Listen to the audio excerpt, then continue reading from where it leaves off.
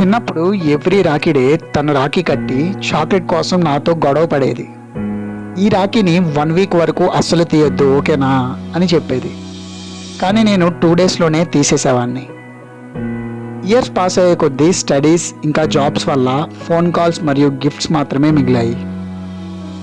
కొంచెం బిజీ ఉండటంతో last year gift పంపించడం మర్చిపోయా.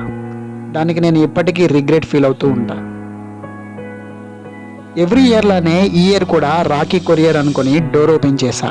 కానీ చేత్తో రాఖీ పట్టుకొని ఎమోషనల్ స్మైల్తో డైరెక్ట్గా తనే వస్తుందని నేను అస్సలు ఎక్స్పెక్ట్ చేయలేదు. ఇక నేను కూడా ఫుల్ ఎమోషనల్ అయిపోయా.